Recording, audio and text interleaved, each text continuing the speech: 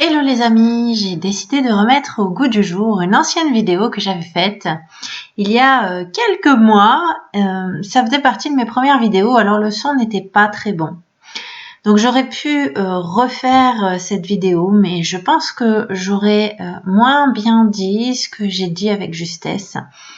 Donc retrouver d'anciennes images, mais des propos toujours d'actualité sur la notion de pardon.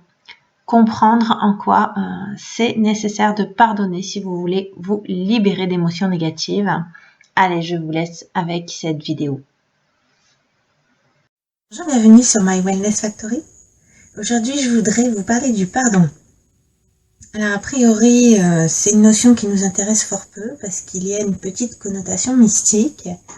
Alors, pour ma part, je n'ai pas de religion et c'est pas du tout de mysticisme dont j'ai envie de vous parler aujourd'hui. C'est par contre des choses que j'ai pu lire par rapport à mes recherches en développement personnel, y compris pour moi-même. Et j'ai trouvé des données intéressantes. Finalement, pardonner nous permet vraiment d'aller de l'avant et d'aller mieux. Alors, je vais procéder en deux temps. Aujourd'hui, j'aimerais vous parler des arguments, on va dire, un peu plus terre à terre, un peu plus d'ordre psychologique que vous allez pouvoir retrouver un peu partout. Et puis après, on évoquera aussi un petit peu plus Ho'oponopono. Là, on est un peu plus proche du spirituel.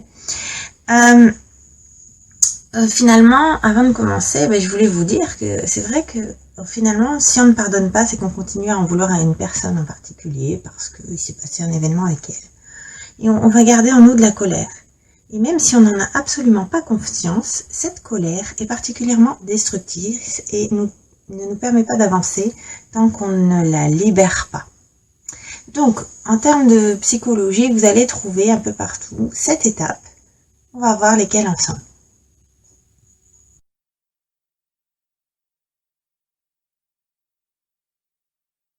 Alors, première étape, c'est décider de ne plus souffrir. Parce que finalement, on se dit qu'on ne veut absolument pas pardonner à une personne. Or, au final, si on ne le fait pas, c'est nous-mêmes qu'on fait souffrir. Donc, à un moment, on décide enfin d'arrêter d'en vouloir à la personne. Pas forcément parce qu'on veut lui pardonner réellement, mais on veut enfin ne plus garder en nous cette émotion négative qui est assez destructrice. Deuxième étape, on commence un travail, c'est reconnaître qu'une faute existe. À partir de là, il faut exprimer sa colère et certainement pas la garder à l'intérieur de nous. L'exprimer nous permet aussi de la libérer. Troisième étape, arrêter de se sentir coupable. Même si finalement on estime que l'autre peut être fautif, quelque part, on sait aussi qu'on a peut-être une part de responsabilité dans la dispute ou dans l'événement qui a engendré cette colère et qui fait qu'on ne veut pas pardonner. Donc il faut vraiment prendre conscience de toutes ces étapes, de tous ces événements. Le fait de le faire revenir à la conscience va pouvoir permettre d'entamer un travail. On va aussi pouvoir comprendre celui qu'on estime être coupable. Et oui, dans le fond, vous vous rendrez peut-être compte en analysant la situation que la personne qui vous a blessé est peut-être bien plus en souffrance que vous et qu'elle sera peut-être plus à plaindre, plus qu'à blâmer. Et donc, effectivement, ça vous permet déjà de vous sentir beaucoup mieux quand vous prenez conscience de tout ça. Cependant, même si on a pris conscience que il est inutile de continuer à souffrir et à vivre avec des émotions négatives comme l'envie de vengeance, que finalement l'autre est peut-être plus à plaindre que nous, que finalement on a une part de responsabilité, mais qu'il est clair qu'il vaut mieux aussi maintenant se pardonner aussi nous-mêmes, parce que finalement parfois on ne commet pas des choses de manière tout à fait consciente, et que finalement au fond c'est peut-être aussi un peu de souffrance qu'on porte nous-mêmes qui fait qu'on a pu réagir d'une certaine façon et provoquer un événement vis-à-vis d'une autre personne qui fait qu'aujourd'hui on ne pardonne pas à cette personne.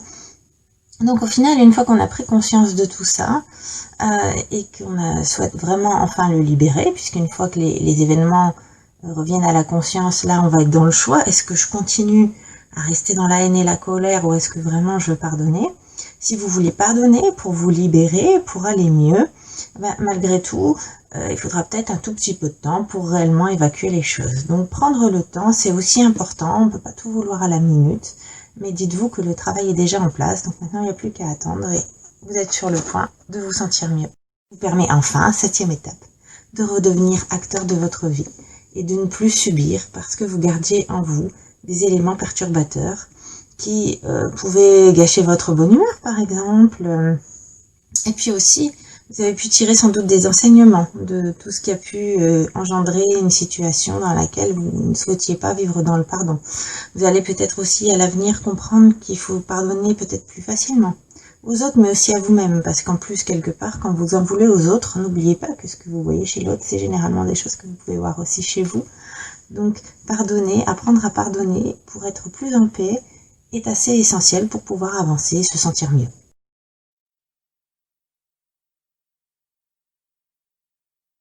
Avec la méthode Ho'oponopono, on entre dans des considérations un peu plus ésotériques et qui se rapprocheront un peu plus de la physique quantique. La première étape, c'est de prendre conscience que l'événement, la situation qui a provoqué chez nous une émotion négative et qui nous a fait entrer dans une haine vis-à-vis peut-être d'une autre personne, est finalement le fruit de notre réalité. Et que donc si cet événement est arrivé, c'est qu'au fond, nous avons eu cette pensée négative qui s'est matérialisée. Et il faut en prendre conscience, mais pour autant, il faut aussi savoir que on a aussi des mémoires que l'on porte parfois malgré nous et qui ont pu faire que c'était des pensées qui étaient plus ou moins inconscientes, qui ont créé cette réalité. C'est pour ça que la méthode préconise de dire « je suis désolé ». Car si vous êtes désolé, c'est que vous reconnaissez votre responsabilité. Et cette responsabilité qui a engendré ces émotions négatives, cette haine, peut-être aussi cette violence. Vous reconnaissez aussi que vous n'étiez pas conscient du fait que vous portiez en vous cette mémoire cachée qui a engendré cette réalité. Mais quoi qu'il en soit, vous ne rejetez pas la faute sur l'autre. Vous reconnaissez bien que vous êtes responsable dans cette situation. C'est pourquoi vous entendez dans la méthode le fait qu'il faut prononcer le mot pardon.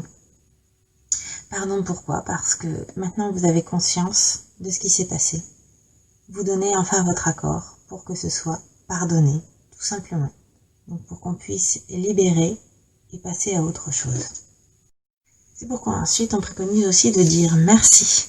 Merci parce que grâce à la remontée de cette mémoire négative, vous allez pouvoir maintenant libérer les choses et vous sentir mieux. Et la gratitude, on a pu le voir dans une autre vidéo, c'est vraiment beaucoup plus important qu'on le pense. Là encore, c'est pas quelque chose de mystique et d'abstrait. Vivre dans la gratitude vous permettra peut-être même aussi de libérer à nouveau d'autres mémoires négatives. Vous envoyez un véritable signal émotionnel à l'univers qui aura envie de vous en donner davantage. Et libérer ces mémoires inconscientes, libérer les émotions négatives, c'est vrai qu'au départ c'est peut-être pénible. C'est vrai qu'au départ on n'a pas envie de le faire parce que ça fait remonter des choses qui peuvent parfois nous faire pleurer. Mais c'est essentiel si vous avez envie d'aller mieux et si vous avez surtout envie d'avancer dans la vie. Excite les blocages une fois que vous avez libéré tout ce que vous portez en vous et tout ce que vous portez peut-être parfois même sans le savoir.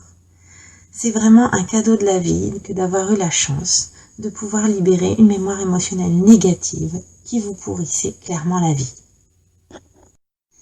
Après tout ça, il faut bien sûr finir par se dire je t'aime. Parce qu'on est sur Terre pour se réaliser et s'aimer soi avant tout. Et c'est quelque chose de difficile. Beaucoup d'entre nous, à l'état conscient, n'ont même peut-être pas idée du fait qu'au fond, on ne s'aime pas. Parfois, si votre vie va de travers, généralement, c'est qu'inconsciemment, vous ne vous aimez pas. Même si, clairement, en conscience, vous pensez que c'est le contraire. Donc il est important de vous dire je t'aime pour transmuter aussi l'énergie négative que vous avez portée par rapport à une personne, par rapport à un événement avant d'accorder votre pardon. Cette émotion négative va se transformer en quelque chose de très positif. Donc n'oubliez surtout pas de vous aimer le plus possible. J'espère que cette petite vidéo vous aura été très utile. Ces notions abstraites sont parfois peu attirantes, le pardon, la gratitude. Et pourtant, ce sont des clés essentielles pour pouvoir aller mieux et avancer dans la vie. Donc c'est pas toujours forcément évident d'en parler rapidement, mais quelques mots valent parfois mieux qu'un long discours. J'espère qu'en tout cas ce sera suffisamment clair pour vous. Comme toujours, vous pouvez creuser sur internet. Je pense qu'il y a des gens très compétents qui ont déjà fait de beaux récits sur toutes ces belles notions. En tout cas, j'espère que ce petit résumé vous aura donné envie de creuser cette notion de pardon voire de l'appliquer. Si jamais vous n'allez pas bien, vous verrez, ça marche très bien, ça fait des miracles. Merci, à bientôt pour d'autres vidéos.